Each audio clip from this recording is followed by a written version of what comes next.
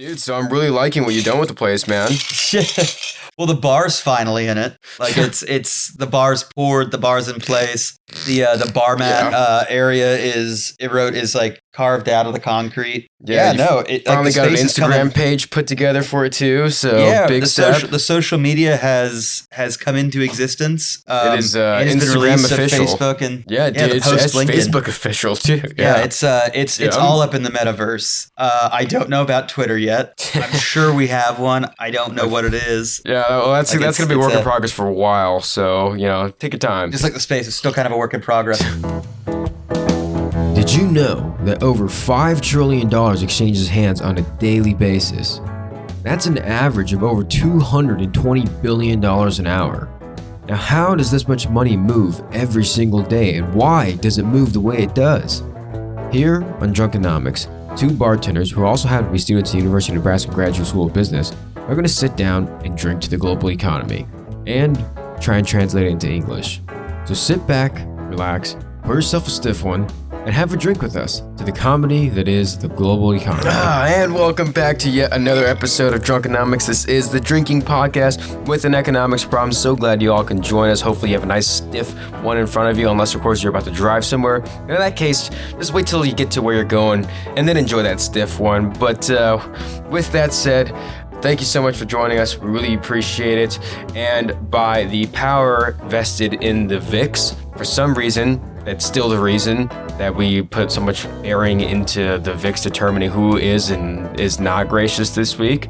I would like to welcome us all back as the more gracious host, because the VIX is at 1897. Whoa. So I know it's up today, even though the markets are kind of flat to up. So it's kind of weird, like what? Markets up and the VIX is up and yields are up. Pretty weird, but either way.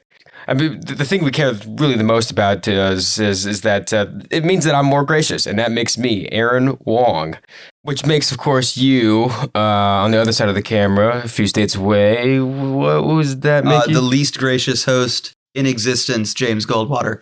Utterly graceless, never tasteless. Never tasteless. Always. Exactly. What are you drinking, by the way? What you got in that glass? Oh, I just finished. So I had been drinking some a Pinot Noir from Oregon out of my rocks glass. So one of my Christmas presents is, of course, this custom rocks glass Erica had made for me that says, well, it may not be custom, but it was someone who decided to put a bunch of economics things on glasses. And I was like, these are great. But this one just says, talk is cheap because supply exceeds demand. And I was like, well, nailed it. Understands on the nose. Understands the law of supply. And two, I think it's just appropriate for this podcast. Absolutely. But currently, I'm actually drinking a mango habanero cider from Glacial Till. Oh, it's actually quite nice. Well, they're not necessarily light in the alcohol content either, right? Oh, absolutely not. Yeah. No. This is 5.5. Oh, okay. There you go. Yeah, that's pretty. Yeah, no, and you got to hydrate, don't dehydrate, as Erica would say. Nice. Well, with that said, if you want to check out more of our content, you can always find us on Instagram, Facebook, Twitter, the Metaverse, at Drunkenomical, DRUNKENOMICAL. That's us on all of those platforms. And of course, from there, you can always find our Discord, free to all. Conversations are always great in there. Yeah, I had a really fun one with our Aussie guys, with Tim and the rest, about how New Zealand has a place near and dear to my heart always, but the bank or central bank there they have balls. They raised their interest rate by 50 basis points in a shock move. Everyone was surprised by that. Now, well, aren't they a little bit late to the game too, or is it just they are? They're that's the problem. Is they're a little late to the game. They don't have the same economic conditions that the U.S. does. They have some advantages, some huge disadvantages, and kind of the one that, and Tim put it out there essentially, that say that they're kind of that New Zealand is a small, not hugely important market to a lot of things. And while I don't necessarily agree with that specific aspect of it, I will say that New Zealand's problems are the fact that it is very far away from everything else, and it is a very small market. Yeah, it's a niche place. So yeah, like it's got some pretty strong headwinds to overcome. Yeah, so getting things there, getting things out of there. Yeah, not necessarily the easiest thing to do. Not always the easiest. Yeah, not to mention if the GDP, I don't know what the GDP of New Zealand is, but let's just say it's $500 billion, right? It's not very much. If you stack that up with like the state of California has a GDP of like 2 trillion, right? So yeah, So New Zealand GDP is about 250 billion US dollars. Oh wow, so wow, dang. Okay, you really gave New Zealand some credit. Dang, okay, dude, 500. But I feel like I was undershooting it with 500 billion. So now New Zealand does have a positive in that Australia is right next door, and so they can do a lot of trade very close proximity. But yeah, like I said, they're a little late to the game, and they've got very different headwinds conditions than the U.S. does on dealing with inflation. So good luck. Right. But like I said, there are some really fun chats in the Discord. That's just an easy way of saying that. Well, like like I was saying, like the GDP of, I forget what did I say California? I forget. I was just drinking at the time, but I've just Googled, like, state of New York GDP is 1.5 trillion in 2021, which easier to get to for the most part. Much bigger in scale and in buying power and in negotiating power. So and it doesn't hurt that the major ports in California are also the major entry ports to the rest of the U.S., right? So it's got some advantages over other states and over other nations in that respect. Right, yeah. But I think, so really fast, I do want to say, and I have to say this just so I don't forget, please remember, none of this is financial advice. This is just our opinions. Yes. These opinions are ours and ours alone. They change depending on the drinks. They sometimes change. Yes, they do. Inside the episode itself. So remember, they will change. Yeah, as we find more data, as we kind of scramble for last minute research, as we put together an episode, it's like, oh, wait, hold on one second. Yeah, as one of us makes what the other one thinks is a really good point, and then we have to figure out either ways to refute it or to be like, oh, shit, now I entire you got me. Yeah. Well, that's dull. But so if it sounds like our opinions may reflect our employers, please remember that they don't. And if they do, these aren't the opinions of our employers. And if they happen to reflect the opinions of our employers, it's purely coincidental. It's in no way, shape, or form a deliberate communication from them or on their behalf. So that's just me washing my hands. But in keeping 100%. With our new tradition here in Drunkenomics, well, what are we choosing to this week? What's going on? I would like to raise a glass, and this is very connected to our social media. I would like to raise a glass to everyone who's joined our social media, to everyone who's reached out to us across the boards. That includes LinkedIn, everything seriously. Else. And I did have a really fun one. Another James reached out to me, and that's James. If you know you messaged me this last week, it's you. It's definitely you, my guy. So I want to raise a glass and say cheers to I think I know exactly everyone who's the LinkedIn guy, everyone who's reached out to us over the last 3 years, everyone who's interacted with us. We couldn't do it without you, and so I know we've said some stuff about how we appreciate you, but I think that this time we're just going to raise that glass to you guys. So seriously. To all my econoholics and drinkonomists out there, cheers! Cheers to all my econoholics and drinkonomists. Cheers, y'all! Thanks for doing the shots with us. Hopefully the hangovers aren't too bad. But with that, on the sour note, in keeping with our new tradition, I have a pour one out, and this is because. For those that don't know, I did play golf in college. I did play golf competitively. Growing up, I played all over the country. And when I was in high school, I played in a national level golf tournament with a guy by the name of Will Zalatoris, who is top, I don't know what his world golf ranking is, but it's like I think he's top 20. He finished second in the Masters a couple of years ago. He finished second at like every major championship last year.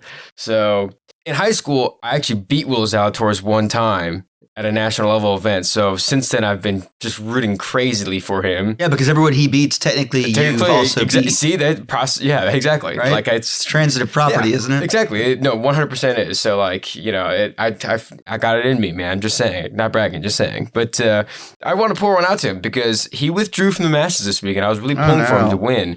And it turns out he had to get a surgery, and he's out for the year, dude. He's out for the whole year. That's I know. I'm sad. That's unfortunate. That's really that you hate to see that for anyone. So that's why I'm pouring one out for him, man. Because this is my dude. Like I played. Him and I were in Scottsdale, Arizona, on a fateful day back in 2011, and I beat him. Oof. And now he's seen all the success, but now he's injured. So I got to pour one out for him. Absolutely, I'll pour one out.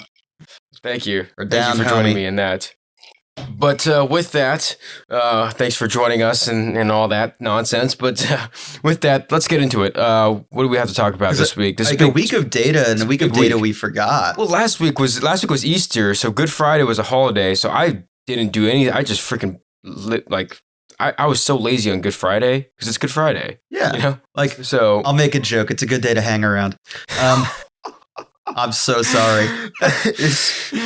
Did I nail it? You literally nailed it. You quite literally nailed it. I'm sorry. It's really bad. That's actually, I honestly, so I'm a Christian guy, so I celebrate Good Friday. I go pretty hard on Good Friday, but yeah, that's actually really funny.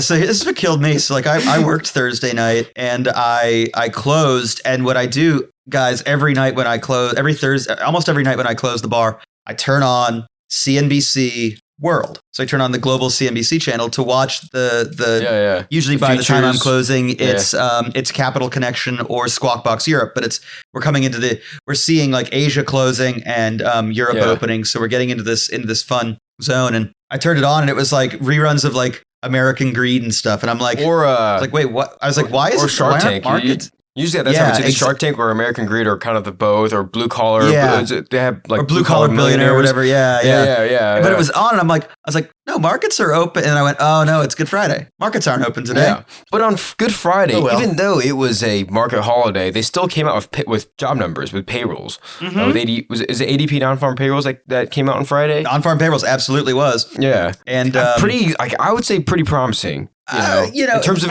just economic strength. I'm not saying like what Fed policy. I'm not going to play the whole good news is bad news game here. I'm just saying like, in terms of economic strength. Yeah, no, it definitely was.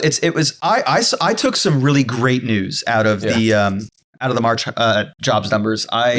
For the first time in a year, jobs report came in under the expectation by 2,000. So it's not like it was like 236,000 versus 238,000 expected. Yeah. So that's non-farm payrolls grew. It grew by 236 instead of 238. Instead of what was expected at 238. Which, if you're going to compare that to all the under counts, like the under predictions historically, that's pretty much right on the money. By any stretch of the imagination, that's right on the money. Yeah. Because there have been a few times in the last few jobs reports where they're like, oh yeah, we're expecting 225, and they hire 335,000. So they're under by 100,000. It's like I'm sorry. So the actual job report historically has been over by 100,000, over by 30,000, over by 10,000. You see like over by 10,000. It's like that's it. Or like over by 8,000. You're like that's it. Yeah. So here it's like, oh, the actual jobs came in 2,000 under the expectation for the first time in 12 months. Mm-hmm. It's like, oh, well, maybe they're finally starting to get their count right, or a more accurate method of predicting jobs. Right. But I think more than that, it's just that we are starting to see that job. I mean, it's still growing, but we're seeing the rate of growth slowing. Yeah. At the same time, like for me, like that wasn't necessarily the most critical number that I was seeing. Yeah. For me, it was unemployment and workforce participation. Yeah, that's what I was going to say. Yeah. Workforce participation is up, right? So more people are working. More people have joined the workforce. 62.6, right? Which I think that sounds right. Yeah. Which normally it's been like, it took forever to get above 62 since COVID, right? And then because a lot of people left the workforce to provide. You had a lot of people who were like, well, I have young children and it's cheaper to stay home and paying for daycare. It's cheaper to stay home and take care of them than to pay for daycare, because how many conversations I'm sure a lot of you out there listening have heard. Yeah, I had conversations with friends saying like, I'd rather just, stay home with the kids instead of, and forgo the $50,000 a year in extra income. If I forgo 50 grand in income, but I'm saving, 40,000 in childcare, that amount might not be insubstantial. And and there may, there's also other tax incentives and other reasons that you might look at that and say like, hey, this is actually absolutely, this could be a net win for us. Yeah. And like, who wouldn't pay 10 grand a year or like forgo 10 grand a year to spend more time with kids? I feel like a lot of people would. Well, exactly. Right? And on top of that, you have to think like if you're working 50,000 and you have your payroll withholdings, you're still sitting here and it's like, okay, well, how much is my FICA tax going to take away? And my guess would be,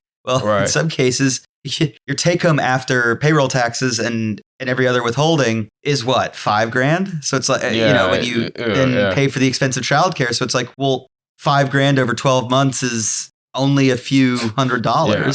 Well, that's not right. You might look at that and say that's not necessarily worthwhile. Exactly, economically speaking. And which reminds me, I totally forgot, like the tax deadline is coming up. Also, absolutely, if you guys want to contribute to your IRA, you have, how many days is it? You have like, you have the end of this week. You have this week to contribute to make up your Saturday. Tax. Yeah, so you have, oh wait, no, it's the 18th again this year, right? Is it Monday? I think it is, because the 15th falls on... Saturday.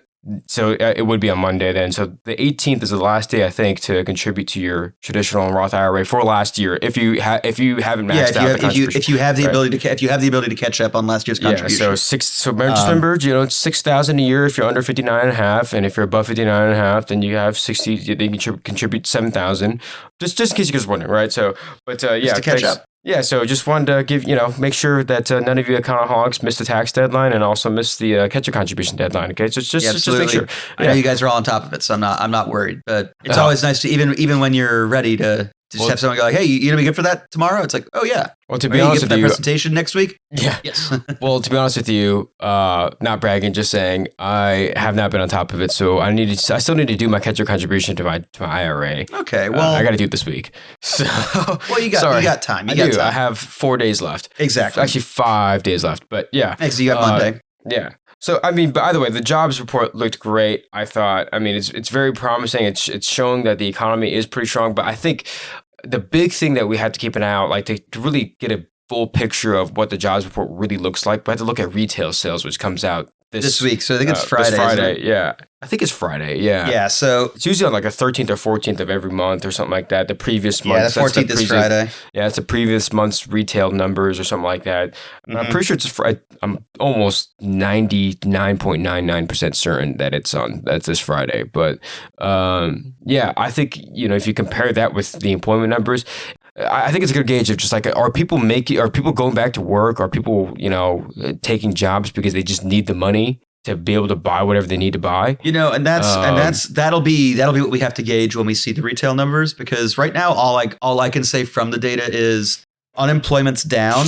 But remember, when you're looking at how unemployment's calculated, it's unemployment is calculated as how many people do not have a job who are currently looking for a job. That's a really weird metric of looking for something. Yeah, because if you're not looking for a job, you're not unemployed. You become, if you stop looking, if you stop looking for work. Was that you become a discouraged worker? That's what it is, yeah. And then you drop out. You don't get counted as unemployed. You don't get counted as part of the workforce. You just become this something else. But seeing unemployment go down, right? So if people just stop looking for work, unemployment can go down that way. That's not a great way for unemployment to go down. But unemployment has gone down while workforce participation has gone up. Yeah. And so what that tells me is, okay, there are fewer people looking for work and more people with jobs. Yeah. Okay, unemployment went down, A. B, number of people employed went up. Ergo, we can conclude that, not in 100% of cases, but that unemployment went down because more people are working than dropped out of the workforce. So if you, it's a weird way to look at it that way. Yeah, because if you look at employment numbers and they're pretty much flat, or if they've gone down, but workforce participation has gone up, that means people are just leaving the workforce. They're becoming discouraged, or they're retiring, or whatever it is, right? Or workforce participation goes down. Wait, what did I say? Well, you said up. Oh. Yeah, if unemployment goes down or stays flat and workforce participation goes down, that means that people are just stopping working, right? Is that what you're trying to say? Yeah. That's exactly what I can't believe what I said. You just said up. You just said if unemployment stays the same and workforce participation goes up, means you have more people joining the workforce than exactly. are leaving. So if what I meant was like the unemployment rate. If the unemployment rate, now I'm like really trying to think about this to not butcher this again, but if the unemployment rate stays the same, but workforce participation goes down, that means. Yeah, they're becoming discouraged or retiring, right? Absolutely, exactly. Yeah. All right, cool. Sorry, dude. I'm looking at this bottle of bourbon. Like, what did you do to my brain? Like, you freaking made me butcher that. You put a tongue twister in my head. Why would you do that? I love you, bourbon. I love you. It's like it's like that time Rye told me I could dance and should wear that cowboy hat. Dude, don't you love it when Rye does that to you? No, I don't. I do. You do. But I don't. Yeah, but for the sake of people being around you. I like it when Rye tells me that. I don't like it when I believe it. That's a me problem, I guess. There's one A and then there's one B. Yeah. Oh my gosh. Yeah. 100%. No, but yeah. So I think that's going to be huge. And I think to your point, I think this is really just like a sign of a good economy. I think mainly didn't most of it come from services, or did it come from Because I don't think manufacturing, like, I don't think ISM numbers looked pretty good. I don't remember that they did. Yeah, so it was hospitality and leisure. That's right. Okay, yeah, so services, government and professional business services also, as well as healthcare, right? So retail actually saw a decrease. So people left retail. Mining and logging also up. Oh, but not unsubstantially. Oh, really? But like, what about manufacturing? Like, manufacturing.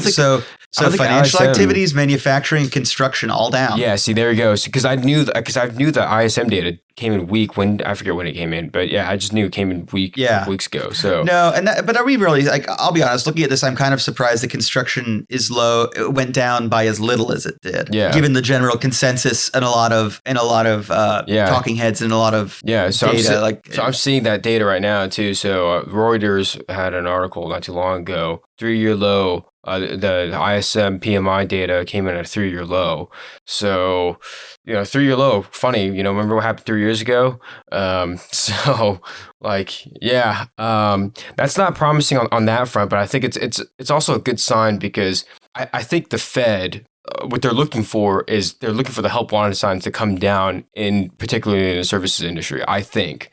So just because it's like normally, like as a whole, that hospitality services industry, like that represents smaller businesses. So once that labor gap starts to close, then they're starting to see whatever policies that they're trying to enact come to fruition. I think is kind of what they're trying to do. So I think they're thinking that they're getting closer. I think they do too. The issue at hand remains that interest rates can only do so much. If you're really trying to slow things down, you probably need to deal with more quantitative tightening. So they need to take money out of the markets. They need to take money away from. Not just make it more expensive to borrow the amount of money there is. They need to make money more precious by putting less of it out there. And I agree with you, but I also think the Fed doesn't want to create like this self-induced liquidity crunch. No, which they have been known to do before. So they're trying not to do that. The next problem is if small businesses need workers, small businesses need workers. Yeah. The way ostensibly the small business would be able to hire and take that sign down is if either the small business ends up making more revenue so that it can pay a higher salary to attract in the worker, or if the worker became more willing to accept a lower wage, which means that wages are going down. Now, the problem is wages have ticked up 0.3% on average. And so it's like, well, if that's the case, Fed, you can't control. Well, I mean, but think about it like this too, right? Because like, remember a couple of years ago, we were talking about it's really tough for these small businesses to now compete with the Amazons of this world that are paying $25 an hour with full benefits and everything. They were doing that in the middle of the pandemic. They needed people to come back and come back fast. So they were just like, oh man, we can't find enough people paying $20 an hour. All right, fine, $25 an hour. Let's do it, right? With benefits, whatever it is. And that's a good job, right? That's a great job. $25 an hour. Like $25 an hour is what? $50,000 a year? Yeah, ballpark. It's about. I think it's a little bit more than $50,000 a year. But yeah, I mean, it's not a bad job at all. Especially if it includes benefits and everything. Whereas, we talked about these small businesses that are having to compete with that. So you're some. Yeah, it's 52,000. Okay, so that sounds about right. Yeah, for some reason I always remember that. I'm always it's about 1,000 a week. Yeah, so that sounds about right. My first job in college was about that much, or out of college, excuse me.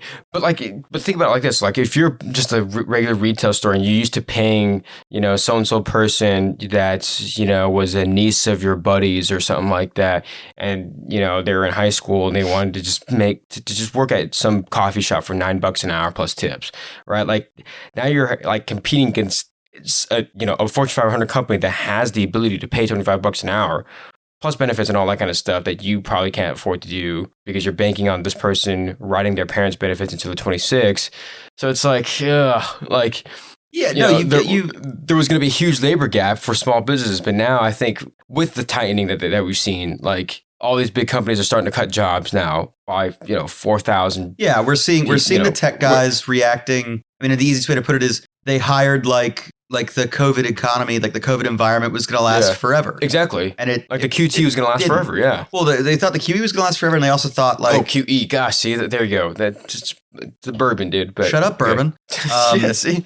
No, they thought the QE would last forever. They also thought that the low interest environment was going to last forever. They also just viewed the whole growth sector as, well, we're tech. We can grow like that. You'll see this kind of growth for us. It's fine. But they also assumed that like the services they provided would be Which is never, so like the Zooms, Skype and Zoom thought they're behaving as if they had to put a huge amount of infrastructure in place to support the use, and then they went, what happens when people go back to in class? And well, the most comical one was Peloton, but and Peloton is like the most obvious example, which is like, your bike doesn't wear out, so or it does, but it takes several years, but also like, in like a year, people are going to be able to take their bike and go outside, right? Yeah. Or they're going to start going back to the gym and stuff, right? So like if you go to the gym, like you're not going to use your Peloton, like, or now, if you do, not as much. What I can say to Pelotons, to a certain amount of their defense is, if I have 6 months to sell 5 million bikes, and it might otherwise, under normal business operations, take me 6 years to do that. Sell as many bikes as I possibly can. I will sell as many bikes as I can now.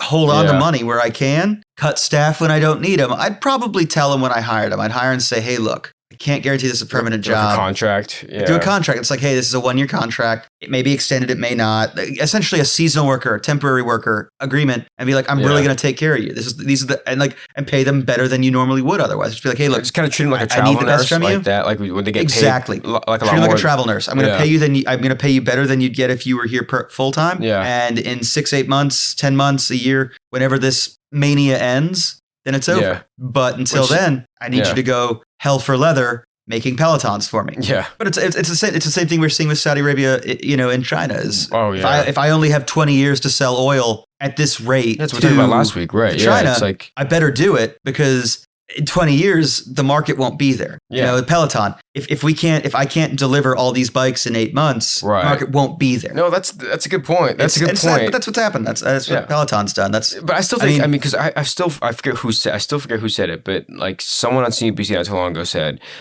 from the jobs perspective, right? We're not even talking about inflation yet. So we're just talking about the employment perspective, where from the employment perspective, they want to see the help wanted signs for smaller businesses come down, right? They want to see, the job cuts start to really spill into to small businesses, and then they'll start thinking like, okay, my work here is done, right? Just on the employment front, on the maximizing employment front, right? On the inflation front, like we're still on the we need to get to a real zero interest rate, right? Or wait. What did I say? A real zero? You said a real zero. A real interest rate of above zero. What is going on with me today? Non-negative real interest rate. Non-negative real interest rate. Real zero. Why did I say that? That is so weird. Zero real rate. And I was like, that's close enough for what we need. Whatever. You get the point. I definitely agree. I think we absolutely need to see, and I know we've been harping on it for a while, but I think we need to see that a non-negative real interest rate. And how do you do that? You raise interest rates until you've outpaced inflation. And the thing is, it's, we're sitting here and it's like, okay, we're sitting at 5%. Inflation's hovering just under 7%.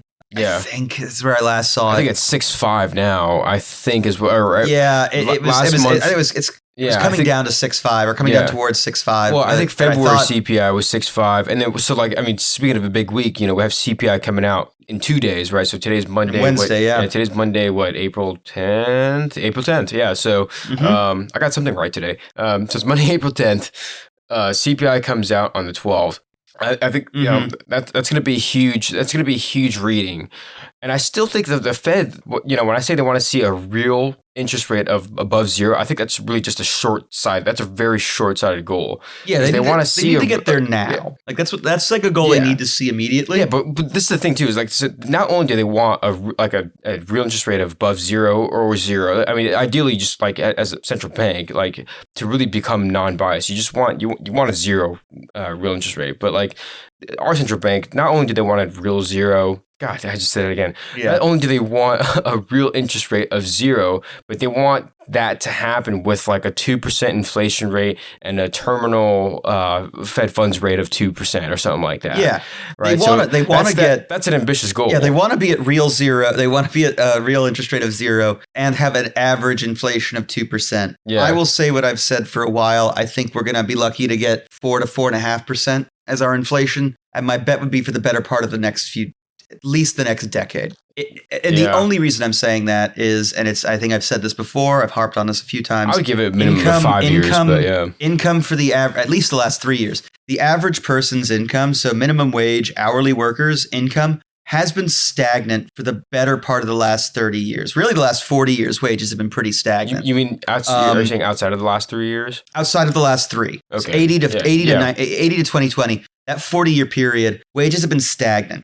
And so if we're going to blame inflation on, well, people are making more money, my answer to that is, well, yeah, but when you when you have a system with 4 different, levers on it, and you hold one of them in place for that long, and then it finally blows because the other things don't work anymore, it takes a really long time for that multivariable system to come back into equilibrium. Yeah. It's a seesaw, but instead of just left, 2 sides on it, there's 9 sides at different angles, different lengths of the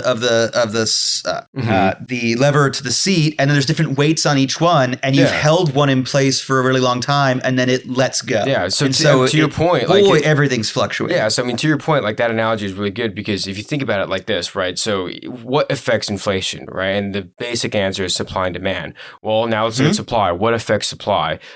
Prices of steel, prices of copper, prices of all these different things. That all affects supply, not to mention the cost of shipping, right? So what affects that? What affects the cost of shipping? Gas prices, how much it costs to pay a driver to sit in the truck and to drive something over there, or to hire what do you call it, like a captain of the ocean sea captain? I don't know.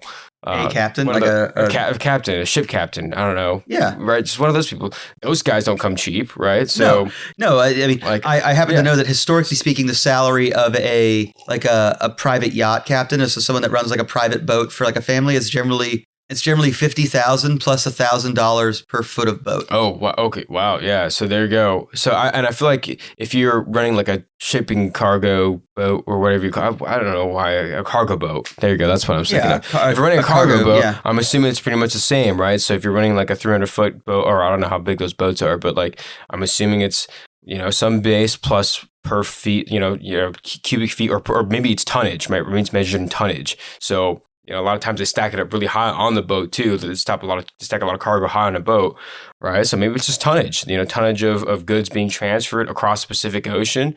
Maybe they charge based on that, right? So that doesn't come cheap. And, of course, there's the demand side, right?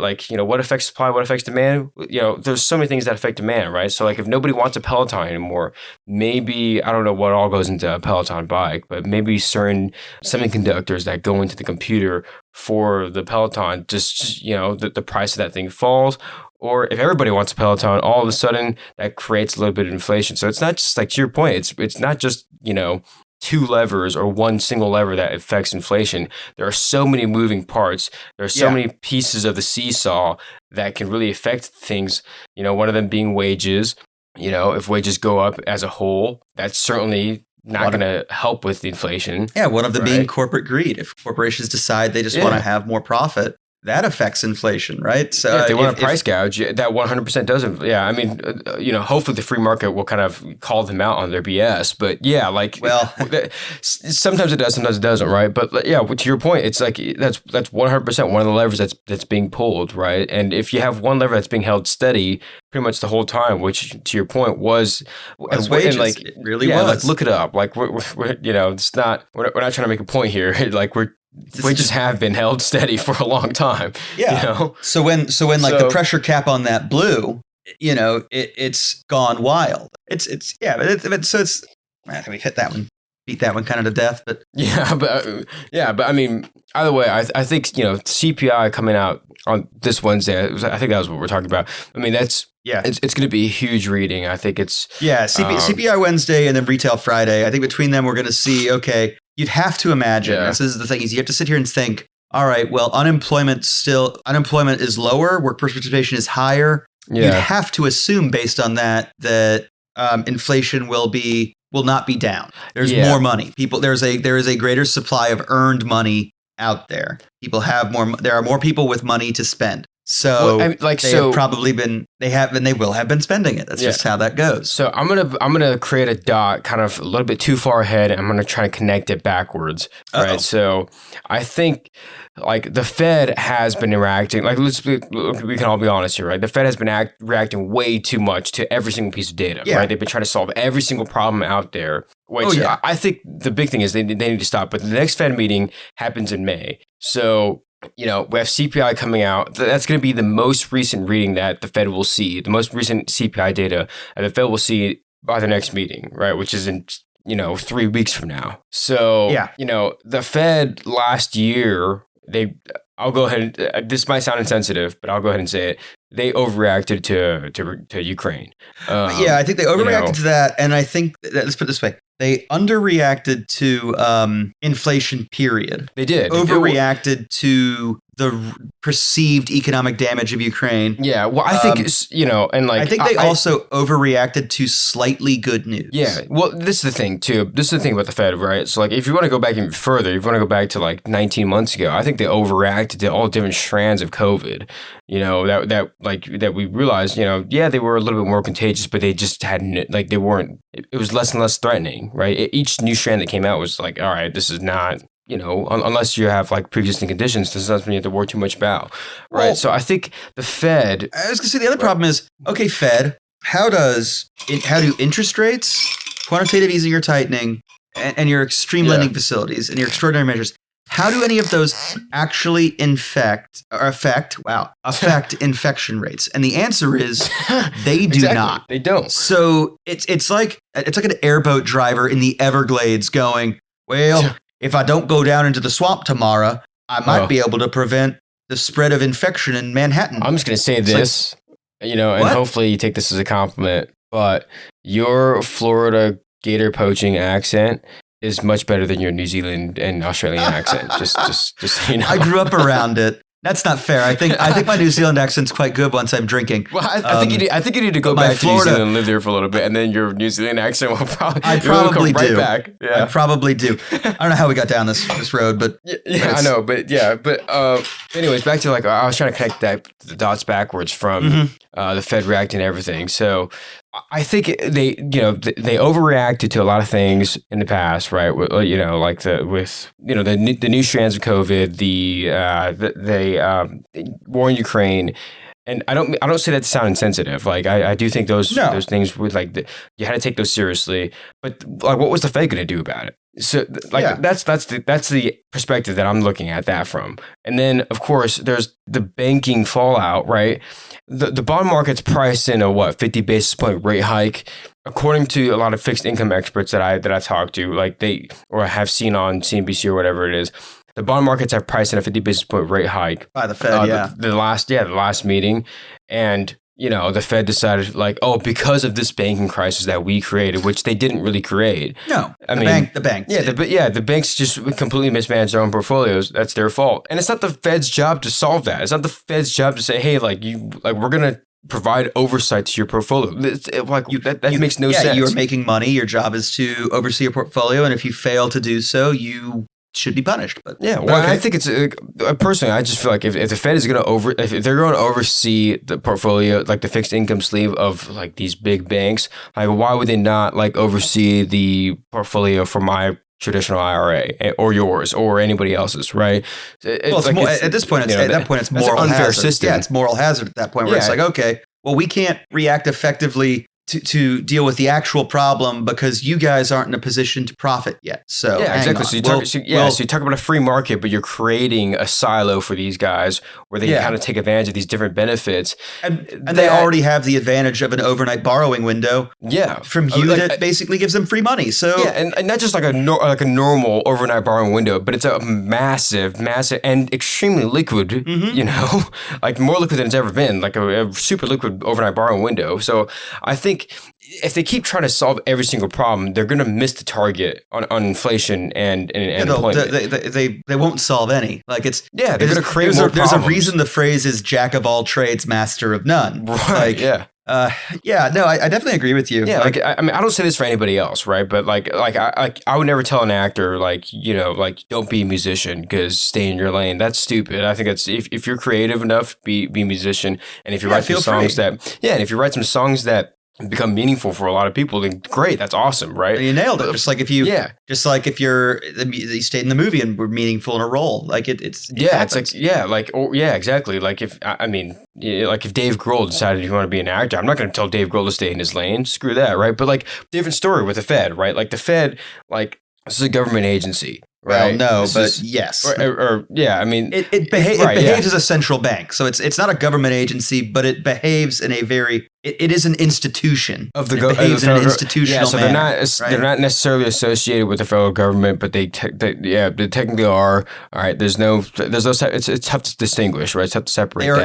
They are completely independent in all their actions. However, they are appointed and they are nominated, appointed, and confirmed by the federal government. So it's evaluated by the federal government too. Yes. So it's independent with limits. Yeah, exactly. Certain limits. Well, that's what I'm saying. Is like I don't necessarily want something that is that intertwined with the federal government to be trying to solve every single problem. As we always used to say, picking winners and losers. Yeah, they're exactly right. So that's my thing. Is like I think they overreacted to the banking crisis, which meant that just look like if you want like kind of a reference of what I'm talking about, look at the 2-year yield, just the 2-year, right? The 2-year yield is, probably the main capital market security that should kind of be benchmarked towards whatever the Fed funds rate is.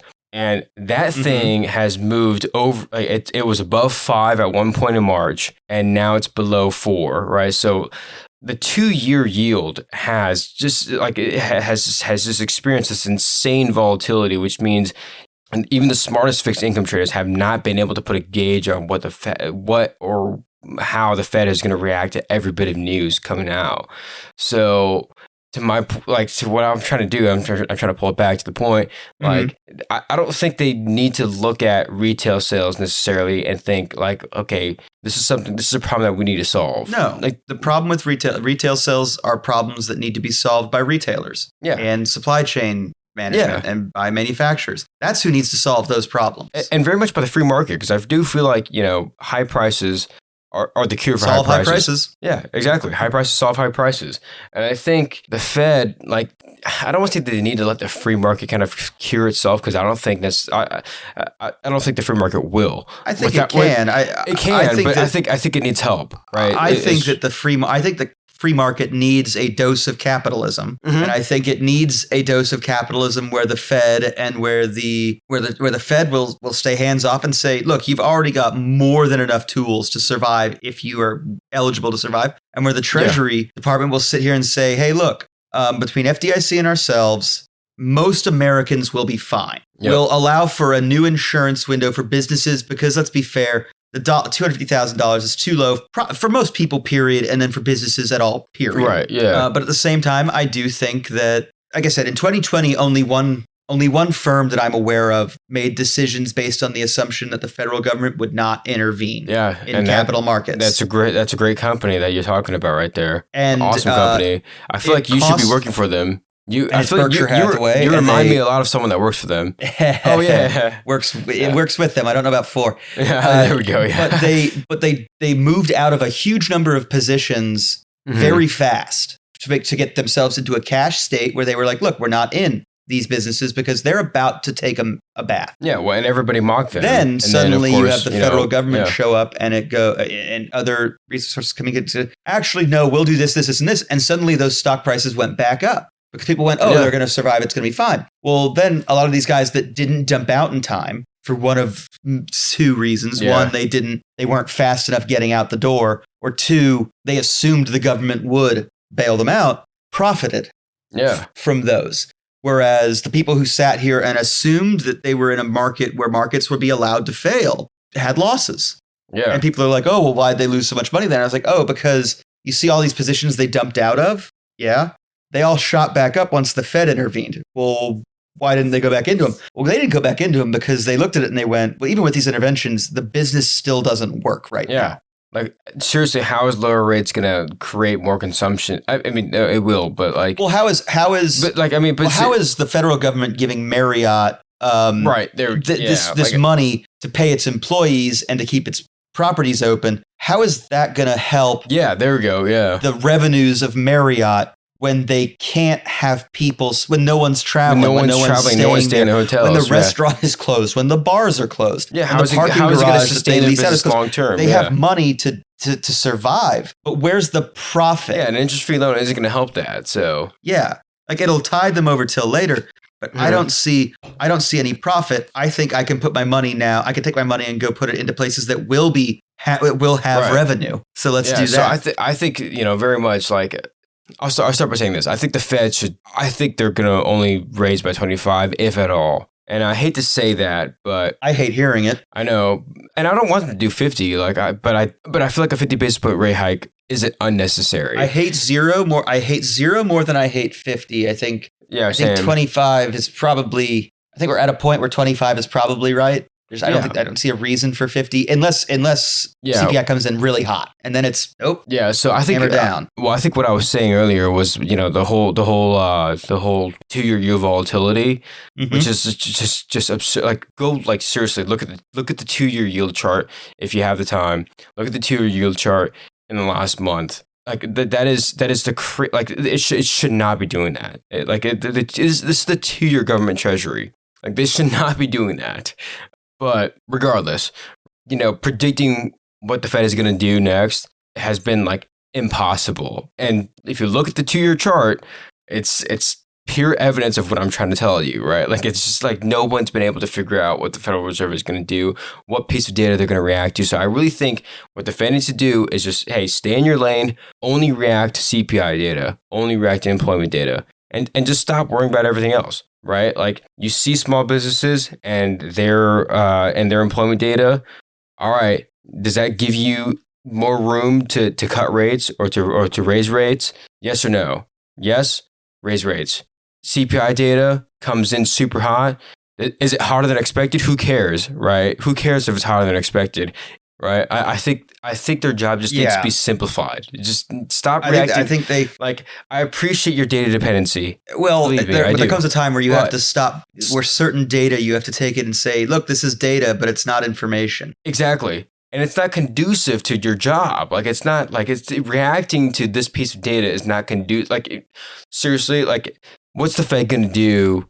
If nat gas prices are soaring because we have if the Farmer's Almanac predicted a really harsh winter, right? Like if that happens, what is raising rates going to do to lower nat gas prices? And then that's not going to happen, you know? So just stop reacting. Stop trying to behave as if your fiscal policy, or as if your monetary policy rather, there we go, is going to affect as if you could affect a specific industry with your monetary policy. You can't if the basic laws of economics are against you. Exactly. Like they're trying to I feel like they're literally trying to change the weather and try to grow. I feel like they're trying to grow more corn or whatever it is. They're trying to grow corn in November because because they're measuring the temperature in Florida. It's not going to fly. Yeah. They can't control that. It's not within the purview. So just stay in your lane. And stop trying to solve every single problem, because every time you try to solve another problem, you're creating more. And we've talked about this. They try to stop Russia. Like a rate hike or a rate cut is not going to stop Russia from invading Ukraine. It's just not. And it sounds insensitive. I wish it would. I really wish it would, but it won't. So internal monetary policy is not going to affect military geopolitics. It's not. It can affect your ability to react to aspects of geopolitics. It can affect your ability to do certain things after, but it doesn't affect it's like sitting here saying like, "Hey man, did you know that there's a potluck at this bar?" And it's like, "Oh really? What's happening next door?" And it's like, "Oh, I don't know. I think they're doing a drink special." It's like, well, if I don't do my potluck, will they not do their drink special? And it's like, I don't think so. Really? Why would that? I don't think that has. Why would that? It's unrelated. It doesn't make sense. Yeah. This episode, to be fair, we're getting towards the end, and so I guess really just kind of a little bit of a tease for next week, because it's very entertaining that things always it's always 3 days, right? So it's always 3 days. Friday to Easter, 3 days. 3 days. At the end on Easter, we get the world's first recorded zombie if you subscribe in Jesus, and so. Which is great to kind of talk about, because we've historically talked about zombie companies, but we're gonna We're going to kind of take a dive next week as we look at more zombie companies, how they're going to be affected by increased interest rates, like the increased cost of debt, the increased cost of debt securities, of commercial paper, of scripts. Yeah, all seriously. this. So when we were talking about these things initially, going like, yeah, they're able to suffer on just because they're in an environment where they can. But now, well, I mean, when did we start talking about zombie companies? We started talking about them for in Halloween. 2020. Yeah, but Halloween 2020, wasn't it? It was. I'm pretty sure it was 2020, or at latest and it was 2021. because interest rates were so low. We were like, man, they're having a great time. Yeah. Well, I mean, there's a reason why we've seen this many zombie companies. I mean, there's a reason why, like, we're like, because I think it was during the SPAC craze. It had to be like right around the SPAC craze. It was absolutely SPACs, up there. It was SPACs there. and zombies. Yeah, like was like right around They're that out of time. control. Yeah. Especially unlisted on exchanges. Right. Yeah. And on top of that, another 3 days, the 3 days in the Taiwan Strait, where you have China once more trying to prove that they can be. They're really poking the a bear little out right of now. control. Like, yeah, no, they're. And on top of that, we're going to look at what was it, like a 3-day training regimen or something like that in the Taiwanese Strait or something like that? in the Taiwan Strait. They sent a lot of planes. They sent a lot of ships. They crossed the midline, which historically has been the point where they don't. Yeah. I don't know. We're also seeing Taiwan Semiconductors, which is obviously the jewel in Taiwan's crown, facing some strong headwinds in the future, looking to the U.S. government for guidance in the CHIPS Act. All that next week, as we also digest, I think the fantastic, well, maybe not fantastic, but the CPI and retail sales numbers from this week. But if you want to help contribute to the sales numbers, and you are too late, you're too late for last month, you're too late for March, but you're not too late for April. You can be part of the April retail sales numbers. You just got to check us out at drunkenomics.myspreadsshop.com. Buy a beanie, buy a hoodie, buy a sweat.